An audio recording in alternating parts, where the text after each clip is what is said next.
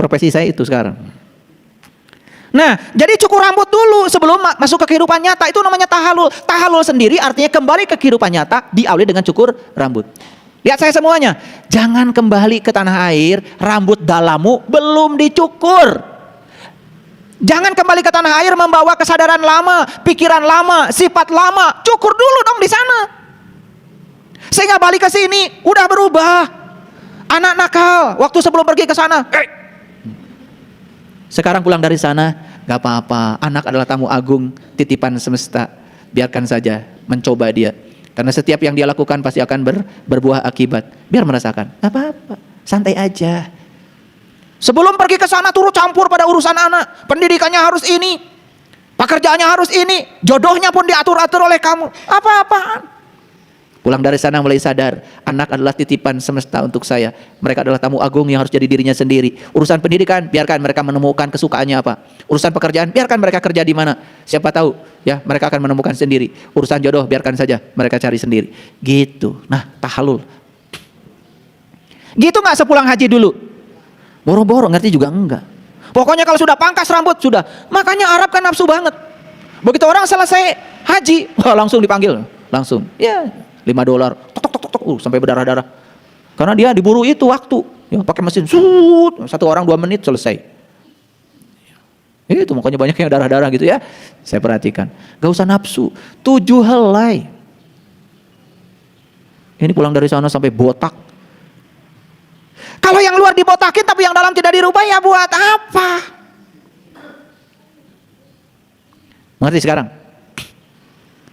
Ada apa dengan kepala harus dicukur? Makanya ketika wudhu juga kan harus ada menyapu kepala. Di Quran dikatakan wamsahu birusikum. Kalau kamu ingin selesai wudhumu, maka sapulah kepalamu. Udah tahu cara nyapu kepala? Sudah kalian. Pakai air langsung gini. Itu ngusap. Itu ngusap kepala. Di Quran tidak ada usaplah kepalamu, yang ada sapu kepalamu. Tahu nyapu? Cari yang bersih, cari yang kotor. Cari yang kotor. Gimana sih nyapu cari yang bersih? Nyapu itu cari yang kotor. Kalau yang kotor-kotornya dibuang kan sisanya bersih. Jadi bersih itu alami. Bersih itu sudah ada di sini. Paham? Nyapu itu bukan cari yang bersih, cari yang kotor. Yuk sapu kepalamu. Sapu cara berpikirmu yang membuat kamu sering tidak bahagia. Sapu pikiranmu yang membuat kamu sering benci pada orang lain. Itu karena kesalahan berpikirmu sendiri. Harapan-harapanmu sendiri. Sapu. Ayo. Nyapu pakai apa? Pakai sapu. Nah di Quran dikatakan wamsahu birusikum, sapu kepalamu. Sebelum kalian ngusap kepala pakai air, mikir dulu. Itu cuma simboliknya. Sudah tahu sapunya buat nyapu kepala? Udah tahu belum? Itulah pentingnya kita belajar meniti ke dalam diri. Yang sudah saya ajarkan meniti ke dalam diri, yuk sapu pagi dan petang. Kan di Quran dikatakan fasabbihu bukratan wa asila. Sucikanlah Tuhanmu pagi dan petang. Ketika kita menyucikan Allah pagi dan petang, maka insya Allah lama-kelamaan kotoran-kotoran di sini itu disapu. Karena sapunya nanti diberikan oleh Allah. Allah yang akan menyapunya. Makanya orang-orang yang rajin pagi dan petang terus meniti ke dalam diri. Makanya perhatikan, lama-kelamaan semua pikiran-pikiran yang buruk di kepalanya sirna. Apa yang terjadi? Fisiknya jadi sehat. Yo ya, yang fisiknya kurang sehat itu jelas ya, itu masalahmu ada di pikiranmu. Makanya pikiran harus didobrak dulu, ya. Tahalul. Keren nggak kalau haji kayak gitu? Dulu hajinya keren nggak? Tawa.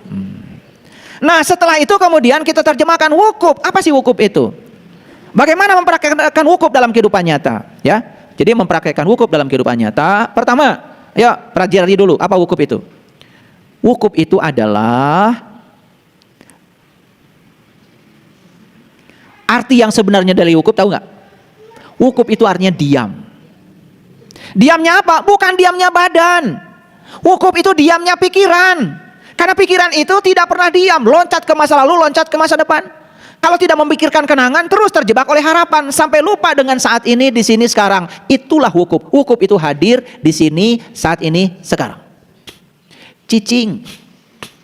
Makanya kata orang tua kita kalau di tanah Pasundan, maneh teh kudu bisa init bari cicing, milampah tapi tengah lengkah. Init bari cicing, nah pergi tapi diam. Milampah tengah lengkah. Jalan-jalan tetapi tidak melangkah. Liar kan? Ya, selamat liar.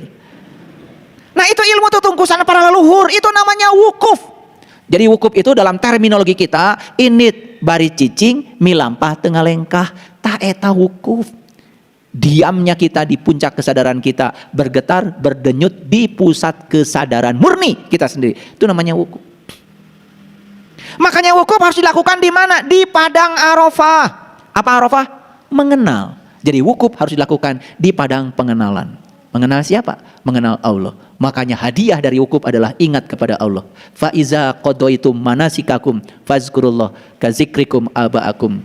Fa iza afadtum min Arafah fazkurullah indal masyaril haram. Apabila kamu telah bertolak wukuf dari Arafah, maka kamu akan ingat Allah banyak-banyak. Itu hadiahnya.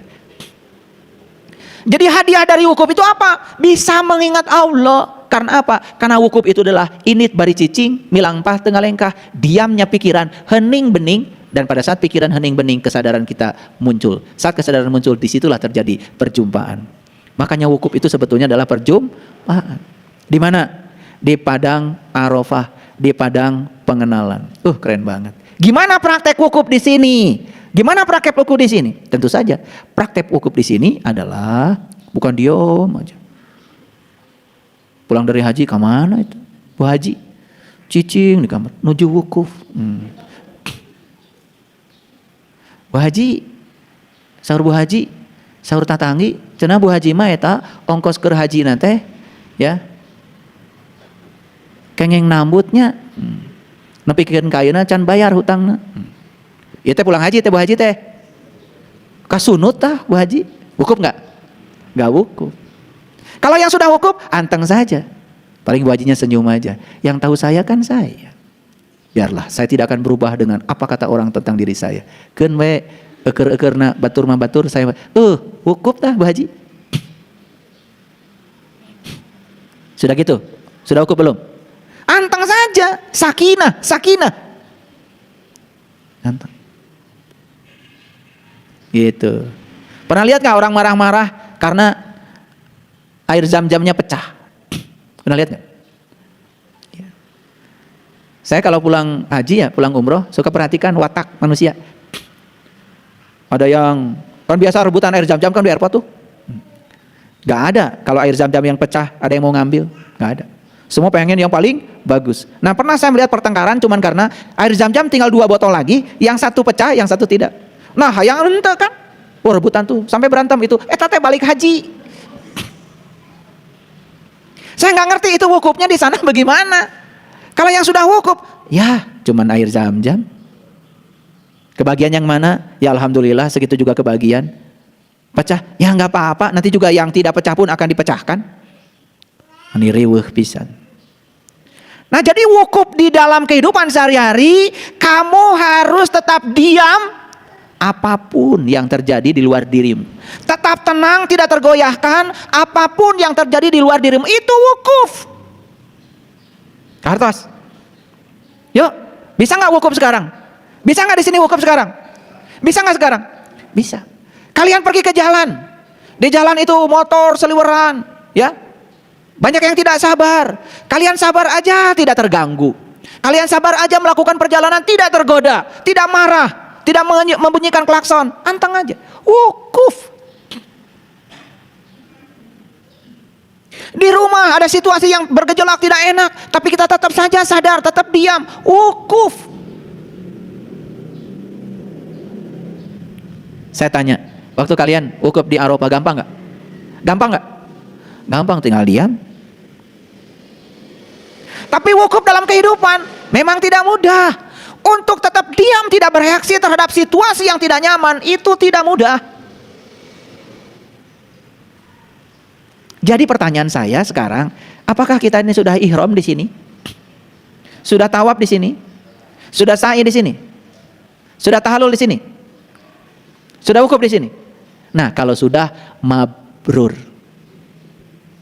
Gitu.